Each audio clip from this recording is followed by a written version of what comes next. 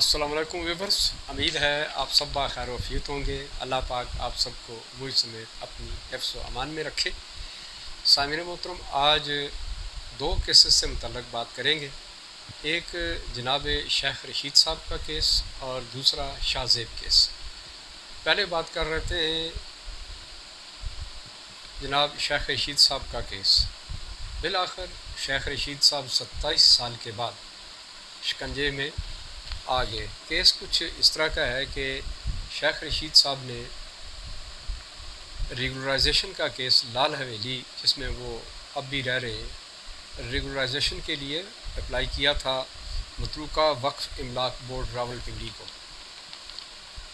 تو اس سلسلے میں متعلقہ بورڈ نے شیخ رشید صاحب سے کچھ ڈاکومنٹس طلب کیے تھے کہ ڈاکومنٹس پرووائڈ کریں تاکہ ہم اس کیس کو فردر پروسیس کریں، لیکن شیخ رشید صاحب کے پاس کوئی ڈاکومنٹ نہیں تھے، سادہ اپلیکیشن تھی، اور شیخ رشید صاحب سیاسی اثر و رسوخ کے باعث یہ کیس اپنے کھاتے میں ڈالنا چاہتے تھے، ریگولرائزیشن کروانا چاہتے تھے، جبکہ اس کی قانونی حیثیت کچھ اور تھی۔ بہرحال یہ معاملہ جب بورڈ تک پہنچا تو بورڈ نے فیصلہ کیا کہ اس کے اوپر فردر ورڈکٹ دی جائے یا نوٹس جاری کیا جائے، لیکن شیخ رشید صاحب چونکہ سیاسی اثر رسوخ رکھنے والی قد کاٹھ کے مالک شخصیت تھے، تو لہٰذا شیخ رشید صاحب نے مکمل طور پر اس کیس کو دبائے رکھا۔ اب وہ پریشر ڈالتے رہے اور 1995 کا کیس آج تک 27 سال تک شیخ رشید صاحب نے دبائے رکھا۔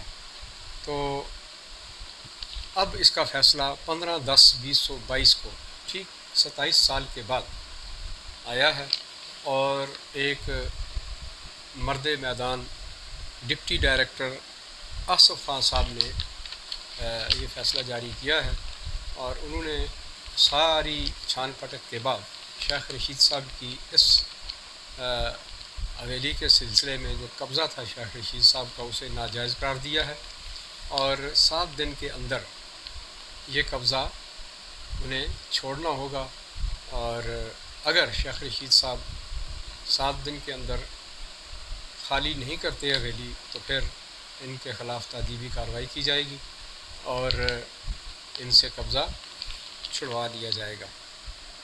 پھر یہ کہ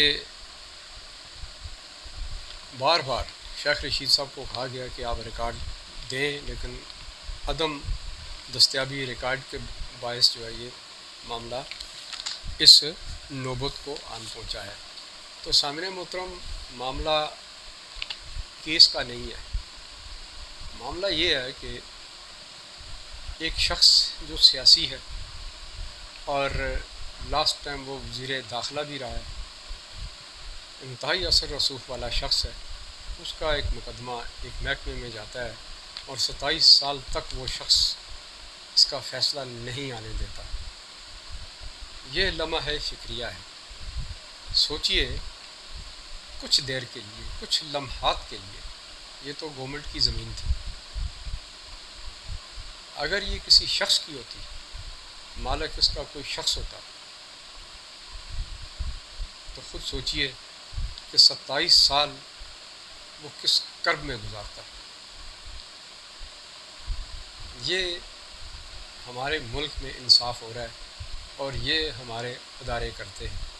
کیا اس ڈپٹی ڈائریکٹر سے پہلے کوئی ڈائریکٹر نہیں تھا، کوئی ڈپٹی ڈائریکٹر نہیں تھا، کوئی یہ فیصلہ نہیں دے سکتا تھا؟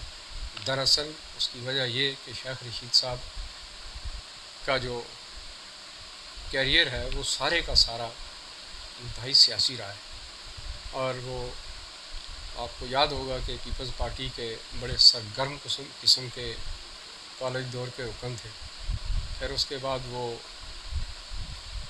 PMLN میں آ گئے، پھر اس کے بعد انہوں نے اپنی پارٹی بنائی جس کے ابھی بھی وہ واحد ہیڈ بھی ہیں اور سب کچھ ہے، اور کوئی دوسرا ان کے ساتھ اب تک نہیں آیا۔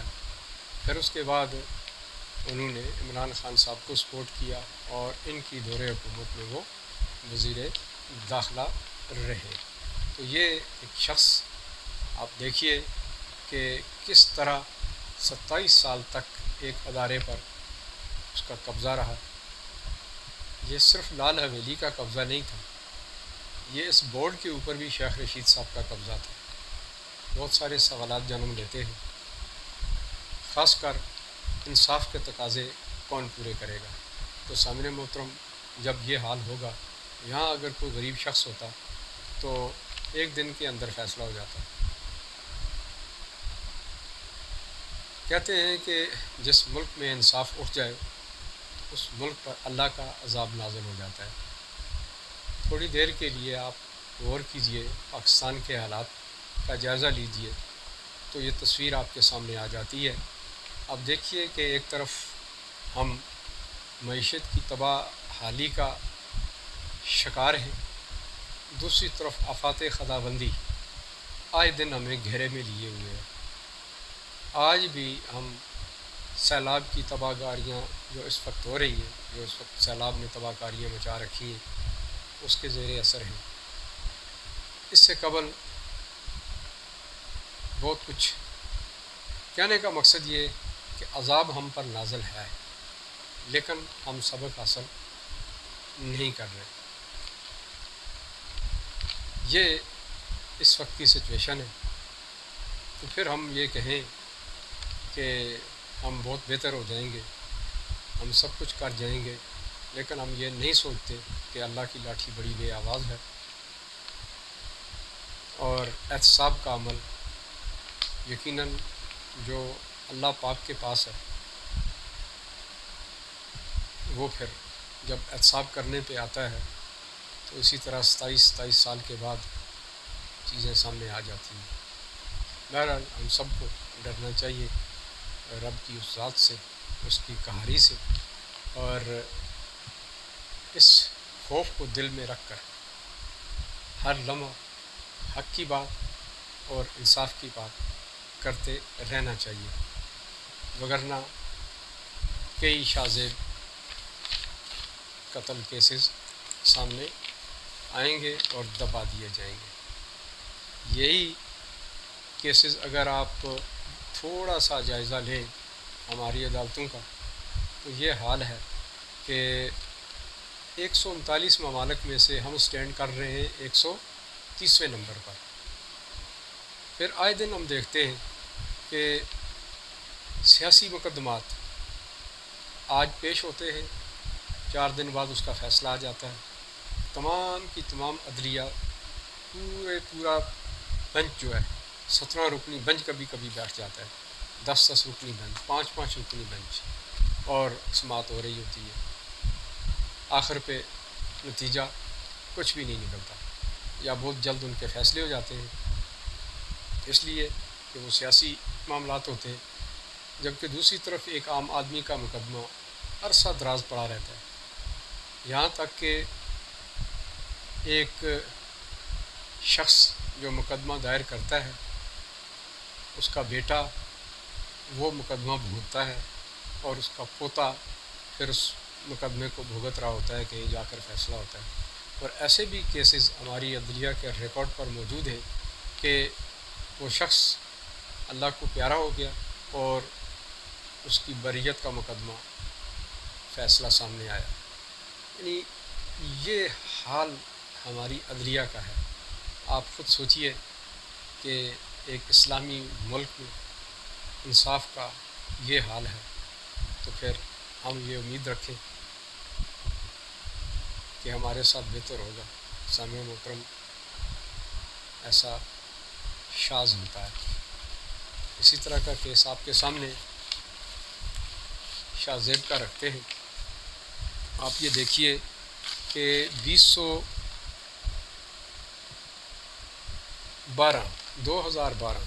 دسمبر 2012 کو شاہ زیب کی بہن گھر جا رہی ہوتی ہے ایک ولیمے سے۔ یہ میں پڑھ کے سناؤں گا، تھوڑا سا لکھا میں نے اس کا سما۔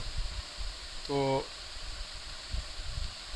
غلام مرتضیٰ لاشاری نے اسے ہراس کیا، جو وجہ تنازع بنا، جھگڑا ہوا ٹالپر اور شاہ رخ جوتوئی کا ایک دوست اور شاہ زیب کے مابین۔ جھگڑے کے بعد شاہ رخ جوتوئی اور سراج نے موقع پا کر شاہ زیب پر فائرنگ کی اور اسے موت کی نیند سلا دیا۔ یہ سم اپ ہے۔ پھر آپ دیکھیں کہ 7 جنوری 2013 کو سوشل میڈیا پر جب شور اٹھتا ہے اور انصاف کی بات ہوتی ہے کہ شاہ زیب کو انصاف دلایا جائے، یعنی اس وقت تک کوئی کہیں سنوائی نہیں ہے، تو پھر پولیس حرکت میں آتی ہے۔ 1 ماہ کے بعد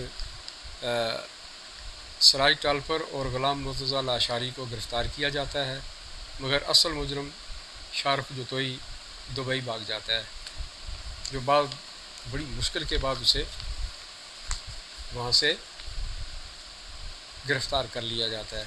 یہ ہماری عدالتوں کا، ہماری پراسیکیوشن کا حال ہے۔ پھر شاہ زیب اور غلام مرتضیٰ کو سزائے موت سنائی جاتی ہے، مقدمہ جب چلتا ہے۔ میں شارٹ کروں گا تاکہ میں نے اپنی بھی بات کرنی ہے۔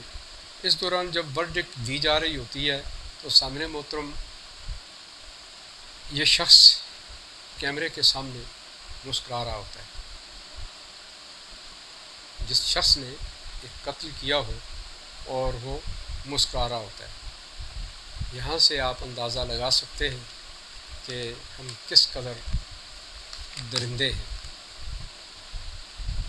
اور احساس نام کی کوئی چیز ہمارے دل میں نہیں ہے۔ پھر 2013 میں شاہ زیب کے والدین نے بیان حلفی عدالت کو جمع کروایا کہ ہم نے انہیں معاف کیا اور انہیں آزاد کر دیا جائے۔ آخر آپ سمجھتے ہیں کہ یہ کیوں ہوا؟ لازمی بات ہے کہ انہیں دباؤ میں رکھا گیا۔ کیا کرتے؟ کہتے ہیں مرتا کیا نہ کرتا۔ ہم نے انہیں معاف کیا، لیکن شاہ زیب کی ماں نے کہا کہ ہم انہیں معاف نہیں کریں گے دل سے، یعنی بیان حلفی پہ ہم نے معاف کر دیا ہے، البتہ ہم دل سے انہیں معاف نہیں کریں گے، مگر اللہ کے نام پر ہم قاتلوں کو معاف کرتے ہیں۔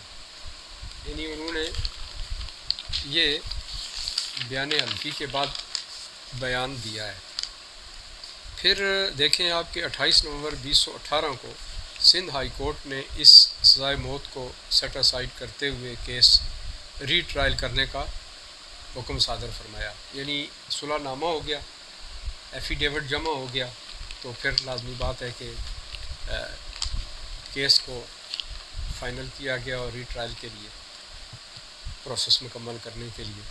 پھر آپ دیکھیں کہ 23 دسمبر 17 کو شاہ رخ جوتوئی اور دیگر کو ضمانت پر سندھ ہائی کورٹ نے رہائی دے دی۔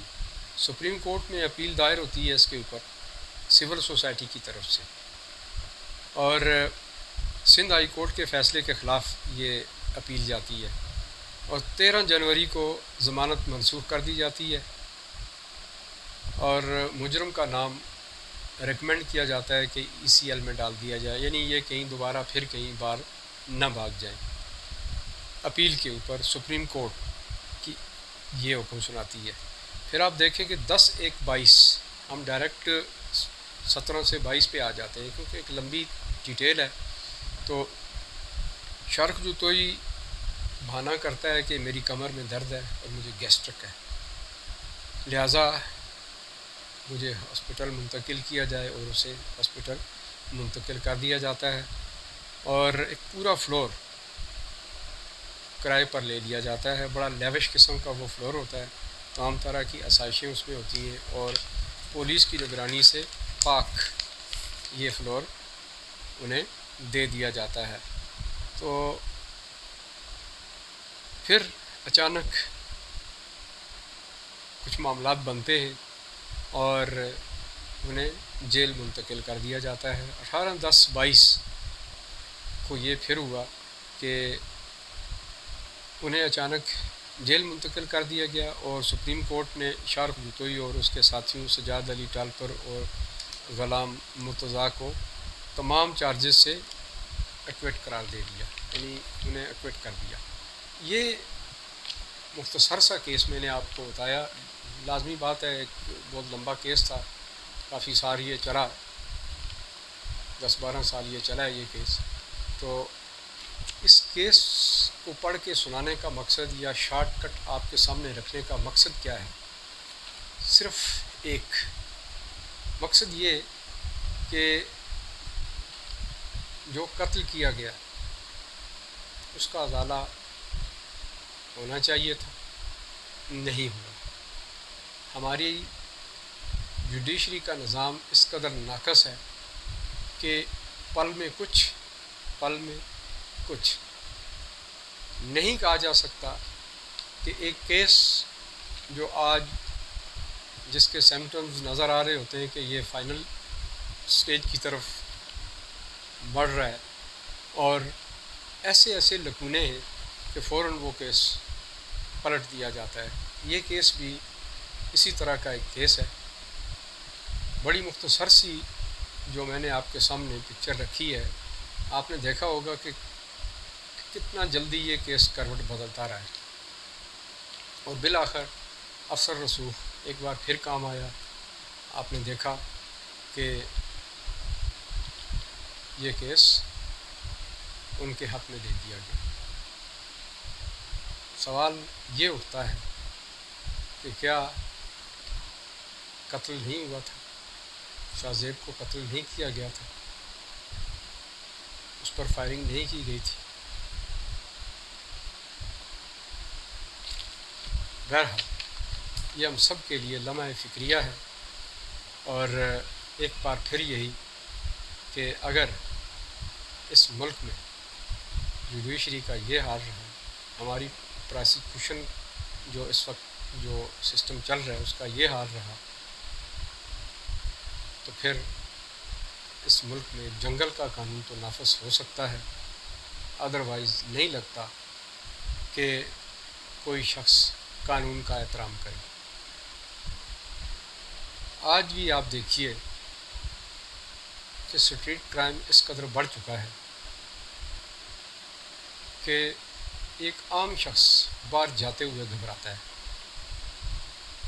ایک شخص کی جیب میں چھوٹا سا موبائل بھی ہے، وہ 10 جگہوں پہ چھپا کے رکھتا ہے. وہ آزاد ہو کر کال تک نہیں کر سکتا کہ کہیں کوئی دیکھ لے گا اور یہ چھین کے لے جائے گا. یہ سچویشن پورے ملک میں ہے اس وقت. اس کی وجہ کیا ہے؟ اس کی وجہ صرف یہی ہے کہ ہمارا عدالتی نظام انتہائی ناقص ہے، جس کی وجہ سے انہیں بھی یہ پتہ ہے کہ کوئی بات نہیں ہے، پیسے کما لیتے ہیں، راتوں رات امیر ہو لیتے ہیں، چوری کر لیتے ہیں، ڈاکہ مار لیتے ہیں، کسی کا گلا کاٹ لیتے ہیں.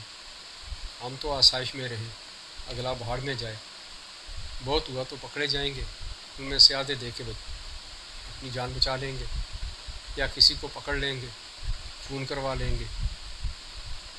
یہ حال بن چکا ہے، اور یہ سوچ ہمارے معاشرے میں اس وقت پھیل چکی ہے. تو سامعین محترم، پھر قانون کی پاسداری کون کرے گا؟ یہ کس کا کام ہے؟ اول تو یہ حکومت وقت کا کام ہے کہ انتہائی سختی سے قانون کی پاسداری وہ کروائیں. پھر ہمارا عدالتی نظام اتنا مثالی ہونا چاہیے کہ اگر کسی جج کے سامنے اس کا بیٹا بھی مجرم قرار دیا جاتا ہے تو وہ یہ ہچکچاہٹ محسوس نہ کرے کہ سامنے میرا بیٹا ہے. وہ فیصلہ قانون کے مطابق اور حقائق کے مطابق سنائے. بے شمار عدالتی مقدمات ہیں. اب بھی آپ کسی عدالت کا رخ کر لیں، جا کے 1 گھنٹہ صرف صرف کریں تو آپ کے رونگٹے کھڑے ہو جائیں گے. ایسے کیسز ہیں جو معمولی بات پر اڑے ہوئے ہیں، لیکن ان کے فیصلے نہیں ہو رہے. وہ لوگ رل رہے ہیں، برباد ہو رہے ہیں، حق تلفی ہو رہی ہے. یہاں نہ کوئی ہیومن رائٹس کمیشن والے، نہ ہیومن رائٹس ایکٹیوسٹ، کوئی بھی یہاں دم نہیں مارتا. کیا وجہ ہے کہ ہم اس قدر بے بس و لاچار ہیں. سامنے محترم حق کی بات کرتے رہنا چاہیے. اللہ کا حکم ہے. دنیا 4 دن کی ہے. آخرت کا بھی ہمیں سوچنا چاہیے. اور معاشرے میں اگر آپ نے باعزت طریقے سے رہنا ہے تو اپنے حق کے لیے آواز اٹھاتے رہیں. ادروائز اس طرح کے کئی شاذ زیب قتل ہوتے رہیں گے اور سمجھوتے ہوتے رہیں گے. اسی کے ساتھ ہی مجھے اجازت دیجیے. اللہ نگہبان.